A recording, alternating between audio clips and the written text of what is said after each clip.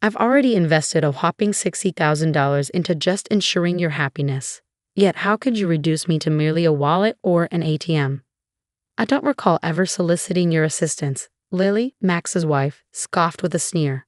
Why don't you try halting the payments if you're so bothered? After all, I'm quite the big shot. I can easily handle it myself, added Max, his tone equally dismissive.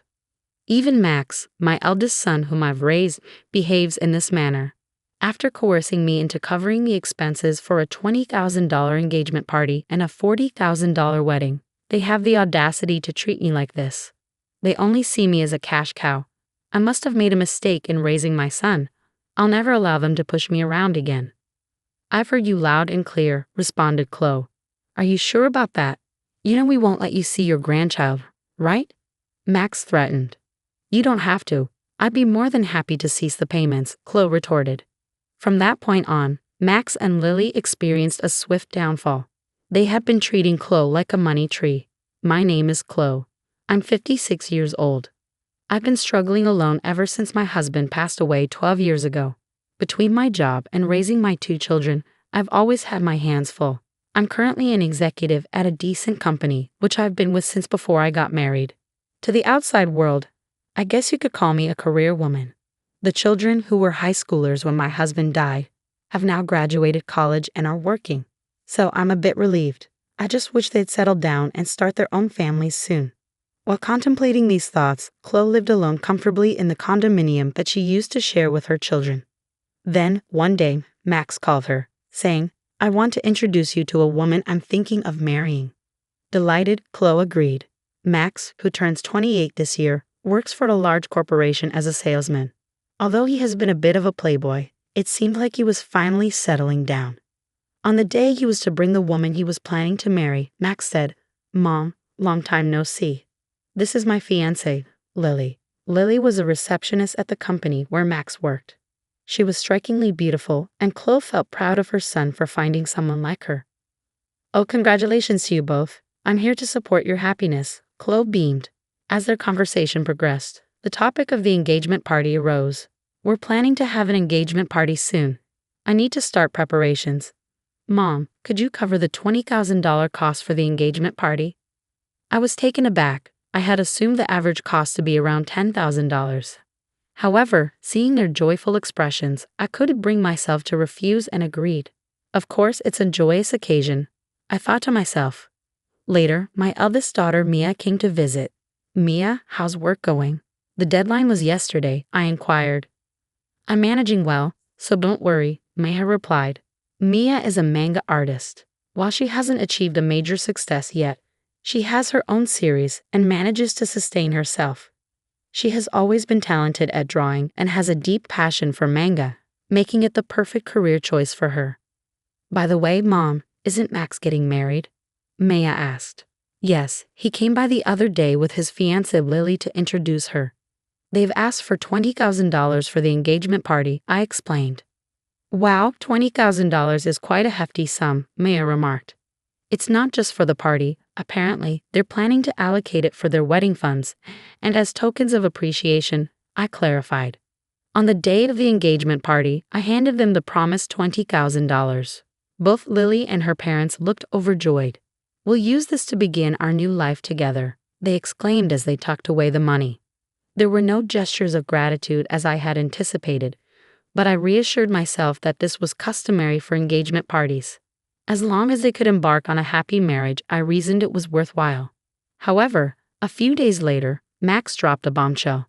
I've won a grand wedding with numerous guests and connections invited, perhaps around 250 people, he announced excitedly. That sounds splendid, I replied. And with that, Mom, I'd like to ask you to cover the upfront cost of the wedding, Max requested. I was taken aback by the request. I had always believed that weddings were primarily funded by the couple themselves. I'm counting on you, Mom, Max insisted. It's pretty standard for parents to pay for the wedding. But didn't I already contribute a significant sum for the engagement party? I questioned. Lily's parents are frail and unable to contribute, and I'll make sure you're reimbursed for the wedding gift, Max assured me. Reluctantly, I opened the bill Max had brought. To my shock, the amount was $40,000. The idea of such a hefty upfront cost made my head spin. How extravagant of a wedding are they planning? I wondered aloud. Wait a minute, isn't this a bit excessive? Why not have a wedding within your means? I suggested. It's a once-in-a-lifetime event and Lily doesn't want to compromise. Plus, don't you want Lily's parents to see how happy she is? Max countered, cornering me. Feeling pressured, I couldn't bring myself to refuse. All right, it's indeed a joyous once-in-a-lifetime occasion, I conceded. Seeing my consent, Max smiled and thanked me before leaving the room. Later, I transferred the upfront cost of $40,000 to the wedding venue. It was difficult to part with the money I had been saving for my retirement, but I reassured myself that it was for my child's happiness. 2 months later, on the wedding day, the venue was more luxurious than I had anticipated. Mia and I arrived early in the morning to change into our dresses and get our hair done. As I approached the bride and groom's dressing room to knock, I overheard their conversation. I can't believe we're able to have such an extravagant wedding. All thanks to Mom, Lily exclaimed. Absolutely, and she even gave us $20,000 for the engagement party. I even managed to buy a new bag. What a great wallet, more like an ATM. Let's keep withdrawing from it, Max, Lily joked. That's a bit mean, Max replied, but Lily continued, ignoring his protest. Stunned, Mia and I continued to listen as Lily gleefully said, if we ask her, she'll probably cover the rest of the wedding costs, right? Of course she will. Leave it to me. Then let's use the wedding gift for a honeymoon trip to Hawaii. And of course, we'll take my parents along. How about buying a high-rise apartment for our new home? That sounds perfect. Let's get my mother to cover the cost. She does have the money after all. The hand I raised to knock on the door was trembling. Mia held my shoulder and led me away from the door. Breathing slowly, I took Mia's hand that rested on my shoulder and said, Mia, there's something I need you to look into when the ceremony starts. Of course, Mom. Leave it to me, Mia reassured me. And so Max and Lily's wedding began. Throughout the ceremony, their vows in the chapel, and the toast at the start of the reception, all I could think about was the conversation the two of them had earlier. Presenting the groom's mother, Chloe, even as the MC introduced me and a spotlight fell on me, all I could muster was a bow. Mia, who had been making the rounds toasting, came back to me. Mom, I checked with Lily's relatives. Both of her parents are perfectly healthy. That's horrible. We need to confront them. I'll be right there with you, I assured Mia. As Mia said this, it was time for the first wardrobe change. Lily exited first, then it was Max's turn. Now the groom will exit, escorting him is his mother, Chloe, who raised him single-handedly, the MC announced. Called upon, I walked down the aisle to meet Max. A little tipsy, Max was in high spirits, announcing into the MC's microphone. This is my amazing mom. Keeping a straight face, I acknowledged the cheers from the crowd. I walked beside Max as we exited the hall and headed straight to the dressing room. Mia was already there, and she spoke to Max. Max, there's something I need to ask you. What is it, sis? Make it quick. I need to change and get back, Max replied curtly as he undressed. I heard the conversation in the dressing room earlier. How could you talk about Mom like that? Mia confronted him. Huh, you were listening. Well, whatever, Max shrugged, seemingly unfazed. As we were taken aback by Max's attitude, Lily, who had already changed into her dress, came in. Mother-in-law and sister-in-law, what's going on? She inquired. Mia pounced. We found out that your parents are healthy. They both have good jobs. Why are you making our mom pay for everything? What's going on? What is this, some kind of sister-in-law bullying? Lily retorted, appearing shocked. My patience snapped at her mocking attitude. I've already paid $60,000, hoping for your happiness. And yet you treat people like their wallets, ATMs. What kind of language is that? I exclaimed. Hearing this, Lily laughed as if it was a joke, acting all high and mighty, for such a small sum. We're not in your debt. Besides, it's normal for the groom's parents to pay for the wedding, right? But you lied about your parents being ill to buy a new bag, Mia pointed out.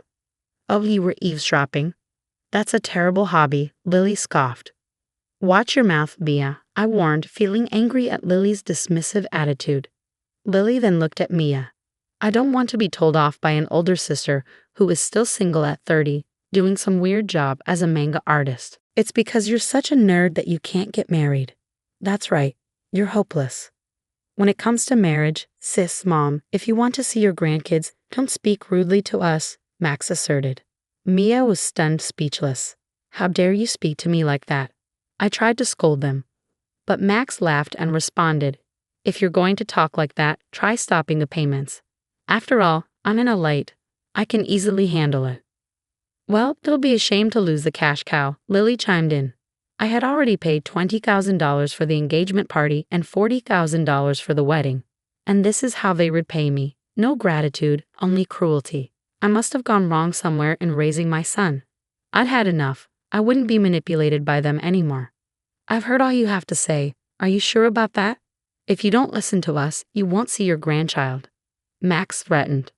But I firmly responded, that's fine. You don't need to bring them over. I'll gladly stop the payments. Max and Lily just stared at me, stunned. I'm severing our ties here. I wish you all the best with that, I declared, taking Maya's hand as we left the venue. The joyous noise of the reception was still audible as we departed. A month later, as Mia and I were enjoying some tea at home, the intercom rang with a shrill tone. Oh, Mom, it's Max. What should we do? Maya asked. Let him in, dear, I replied. Max, whom I hadn't seen in a month, looked remarkably worn and tired. Why the sudden visit, Max? I inquired. Mom, you must have received the bill for the wedding venue by now. Why haven't you paid? Max asked. Huh? Oh, the bill for the remaining balance. It was $45,000, right? It arrived, but I have no obligation to pay it, I stated firmly. Don't be like that. In the end, we didn't receive many wedding gifts and couldn't pay the bill, so now we're in debt, Max confessed. At that, Mia laughed and commented, from what I overheard at the wedding. It seems you two have quite a bad reputation. You, Max, have been throwing your weight around at work, doing haphazard jobs, and Lily, you've been putting down other women, flaunting your looks in marriage. I can see why people wouldn't want to give wedding gifts to people like you, Max retorted sharply. Hey sis, stay out of this, I interjected, feeling a sense of frustration. It's not just me you haven't been considerate of, it's everyone around you. The wedding expenses are your own doing. Please pay them yourselves, I pleaded. Mom, I'm in a bind here. Lily can't control her spending, and even her parents have started to take advantage of me. Lily's love of money isn't exactly a new revelation, Mom. Plus, having seen Lily, I can easily imagine her parents behaving the same way. Please, Mom, think about helping us.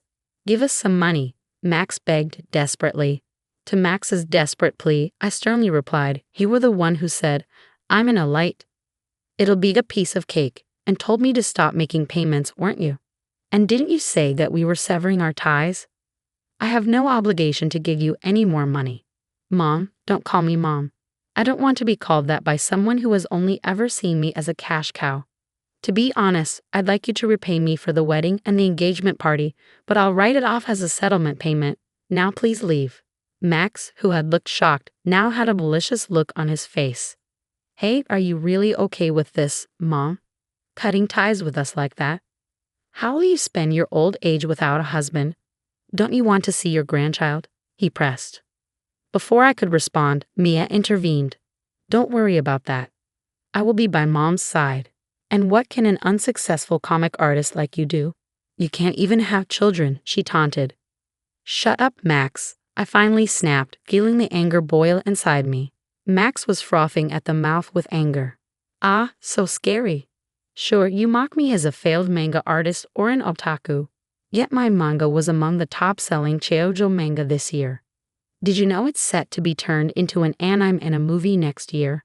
Safe to say I'm in a much better financial state than you and your debts, Mia revealed confidently. At this point, Max noticed something. Hey sis, that thing. This, he pointed to Mia's left hand. Oh, you noticed? Yes, that's what's happening. Mia smiled as she flashed the ring on her left ring finger. I'm getting married to my editor. He's a big shot at a major publishing house, a real high flyer. So we can take care of Mom. We don't need you anyway.